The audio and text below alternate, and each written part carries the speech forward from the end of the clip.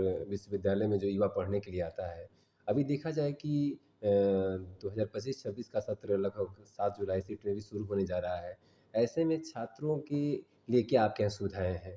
ख़ासकर उनके जो भी जो सब्जेक्ट पैटर्न है, क्या उस पर आपके यूनिवर्सिटी की जो भी सुविधाएँ दी गई हैं? जैसा कि नए सत्र में हम सब स्वागत के लिए बच्चों के तैयार हैं और अभी बहुत सारे बच्चे हमारे इस जनपद के जिन्होंने इंटरमीडिएट में सफलता पाई है, अच्छे अंक पाए भी हैं, उन सभी को बहुत-बहुत बधाई भी देता हूँ। और ये विश्वविद्यालय अपने 2025-26 के सत्र में कई कोर्सेज़ को लेकर तैयार है और हमने कुछ ऐसे भी कोर्स इसमें संरचना की है, जिससे कि वो आगे चलकर एक कह सकते हैं कि व्यावसायिक दृष्टिकोण उनके अंदर आ सके और वो कोई न कोई रोज़गार पा सकें, इसके लिए भी हमने लोगों ने कुछ कोर्स नए जोड़े हुए हैं। जैसे मैं बताना चाहूँगा कि एक बहुत अच्छा कोर्स है, जो इंटरमीडिएट के बाद ही प्रारंभ होता है, बीएलएलबी 5 ईयर का। वो हमारे यहाँ बीसीआई द्वारा मान्यता प्राप्त है और इसमें बहुत सारे बच्चे हम लोग क्योंकि ऑनलाइन फॉर्म अप्लाई कर रहे हैं, तो हमने देखा है कि बहुत सारे बच्चे इसमें अप्लाई कर रहे हैं। आप को ये भी बताना चाहेंगे कि ये कोर्स आसपास में किसी ज़िले में नहीं है। ये कोर्स कुछ विश्वविद्यालयों में है। अगर उनकी फ़ीस संरचना देखेंगे आप, तो हम उसकी तुलना में बहुत ही मतलब कम है। आप चाहे लखनऊ यूनिवर्सिटी ले लीजिए, चाहे और अगल-बगल में या अगर कहीं मेट्रोपॉलिटन सिटीज़ में जाएँगे, चाहे बंगलौर जाएँ या कलकत्ता जाएँ या हैदराबाद जाएँ, तो वहाँ तो ये जो है लाखों रुपए की फ़ीस है। हम लोगों ने उसकी फ़ीस को कम रखा है क्योंकि यहाँ के परिक्षेत्र में और संसाधनों के हिसाब से जैसा सब सुविधाएँ वो देने वाले हैं, हम भी दे रहे हैं। हमारे यहाँ भी सब क्वालिफ़ाइड अच्छे शिक्षक, हम अच्छी लाइब्रेरी, मूक कोर्ट सारी चीज़ें हम उनको दे रहे हैं। तो इसलिए बीएलएलबी बहुत अच्छा कोर्स अपने यहाँ। एक बहुत अच्छा कोर्स आजकल बैंकिंग इंश्योरेंस का बहुत ज़बरदस्त स्कोप है। आप सब जानते हैं इंश्योरेंस का बहुत बढ़ रहा है धीरे-धीरे स्कोप। हर व्यक्ति चाहता है कि हमारा जीवन सुरक्षित हो, हर व्यक्ति चाहता है जोखिम से हम बचे रहें। इसलिए इंश्योरेंस सेक्टर में बहुत स्कोप आगे चलकर होने वाला है और चल भी रहा है। बैंक आजकल सभी जुड़े हुए हैं और बैंकिंग क्रियाकलापों से व्यक्ति जुड़ा ही रहता है। सबके मोबाइल में यूपीआई तमाम प्रकार के ऐप भी रहते हैं। तमाम प्रकार के और जो बैंकिंग एक्टिविटी जो उसको करते हैं, हर व्यक्ति करता है। उसको अपने व्यवहारिक जीवन में और उसमें अपने रोजगार के अवसर की तलाश में भी छात्र को पढ़ाने के लिए हम लोगों ने बीकॉम बैंकिंग और इंश्योरेंस ये कोर्स प्रारंभ किया है। सामान्य रूप से बीकॉम के कोर्स होते हैं, लेकिन हमने बैंकिंग और इंश्योरेंस ये कोर्स जो है अपने यहाँ जोड़ा है। उनको बैंकिंग और इंश्योरेंस में पारंगत बनाएंगे। दूसरा एक कोर्स हमारे यहाँ बीबीए का है। तो बीबीए जो है आप सब जानते हैं कि मैनेजमेंट और चलकर आगे बच्चे एमबीए करते हैं। बीबीए का कोर्स भी हमारे यहाँ प्रारंभ है और उसमें भी बहुत सारे बच्चों का फॉर्म भी आ रहा है और बहुत अच्छा कोर्स है। बीबीए करने के बाद वो अगर अच्छा कॉम्पिटेंट हैं, तो निश्चित रूप से थोड़ा कंप्यूटर से फ्रेंडली हैं, तो निश्चित मान के चलिए कि उनको कहीं-कहीं बीबीए करते ही जॉब मिल जाती है। दूसरा ये है कि बीसीए एआई, बीसीए सामान्य रूप से सभी जगहों पढ़ा जाता है। Bachelor in computer application. लेकिन अब क्या है, अभी बीसीए जो है हमने एआई जोड़ दिया उसमें, क्योंकि आजकल आर्टिफिशियल इंटेलिजेंस का ज़माना है। आप जानते ही हैं कि हर परिक्षेत्र में अब एआई का उपयोग होना शुरू हो गया है। आने वाला समय जो 3 साल बाद ये बच्चे इंटरमीडिएट में एडमिशन लेने के बाद मार्केट में जाएँगे, तब उस समय आप देखेंगे कि सबके हाथ में जो मोबाइल होगा वो एआई से युक्त हो जाएगा। बहुत सारे ऐसे ऐप हो जाएँगे, बहुत सारे ऐसे टेक्नोलॉजीज़ हो जाएँगी, बहुत सारे ऐसे कह सकते हैं दैनिक जीवन के कार्य हो जाएँगे जिसमें एआई का यूज़ होगा। निश्चित मान के चलिए कि ये चीज़ होनी है। इस नाते हम लोगों ने बीसीए इन एआई मतलब एआई उसमें स्पेशलाइज़ेशन करके हमने प्रारंभ किया। ये हमारे ग्रेजुएशन के बड़े अच्छे कोर्स हैं, बीएफए बहुत अच्छा कोर्स है, फाइन आर्ट का कोर्स है, उसमें भी बच्चे हमारे यहाँ रजिस्टर्ड हो रहे हैं।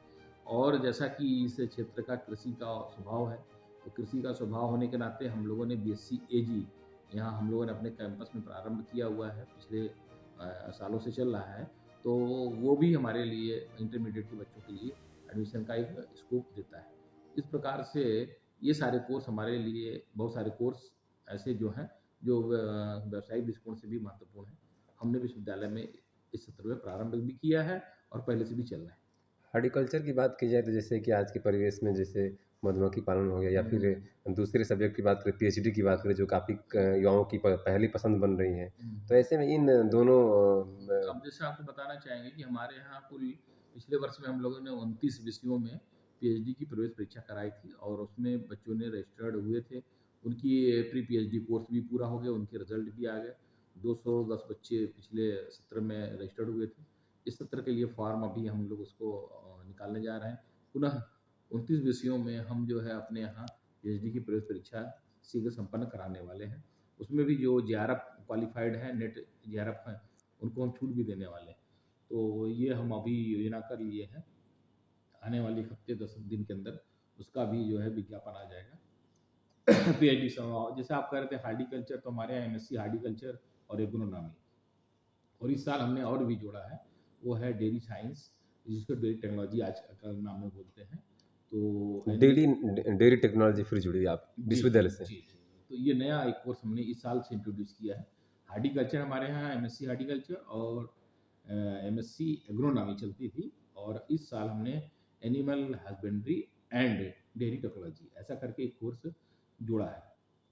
एमएससी में वो चलेगा, तो बहुत सारे बच्चों के लिए आज जान ही रहे हैं कि बहुत ज़्यादा स्कोप है डेयरी में, तो उसकी भी पढ़ाई का हम लोगों ने यहाँ बंदोबस्त किया हुआ है। उसके भी कोर्स हमने बना रखे हैं और उसकी भी पढ़ाई इस साल से प्रारंभ हो रही है। सर आप शिक्षाविद हैं, जैसे वर्तमान जो युवा होते हैं कभी-कभी वो भटके हुए होते हैं, गार्जियन भी कहीं न कहीं प्रेशर होता है। तो ये नया सत्र शुरू हो रहा है, तो युवाओं के लिए क्या शुभकामनाएँ देंगे और गार्जियन के लिए क्या कहना देखिए, चाहें? कि गार्जियन तो क्या है कि वो बच्चों की आजकल के स्वभाव में भी है, और हर गार्जियन यही समझता है कि हमारा जीवन हमारे बच्चे के लिए है। माता-पिता जिस भार में, जिस कष्ट में, जिस त्याग के साथ अपने बच्चों को पालते हैं, वो हम अपने भी माता-पिता को देखकर ये कह सकते हैं, हम समझते भी हैं।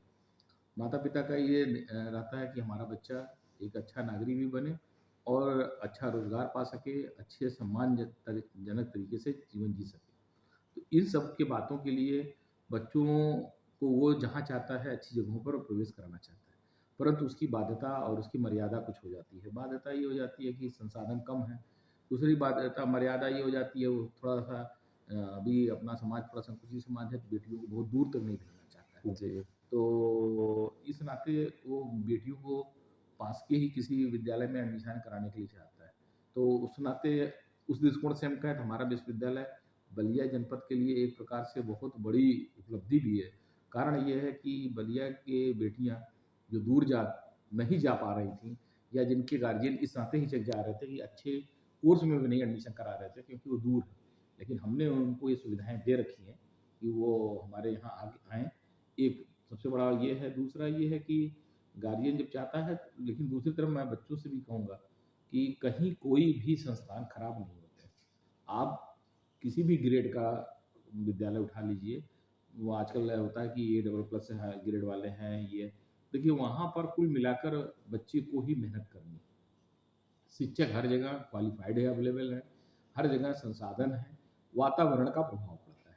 अब जैसे कोई यहाँ पूरे देश की क्रीम किसी एक विश्वविद्यालय में चले जाए, एक महाविद्यालय में एडमिशन ले लिए, तो स्वाभाविक है कि वहाँ का हर रेशियो ज़्यादा होगा, क्योंकि वो क्रीम चले गए वहाँ। और वहाँ पर अब हमारे पास ऐसे बच्चे हैं जो मध्यम स्तर के भी हैं, वो भी हमारे पास हैं। तो ये लगता है कि यहाँ परिणाम नहीं मिल रहा है, दिल्ली में बहुत परिणाम मिल रहा है। हमारा बच्चा वहाँ जाता है, दिल्ली में इतने बच्चों का प्लेसमेंट हो जाता है, इतने बच्चों को नौकरी मिल जाती है।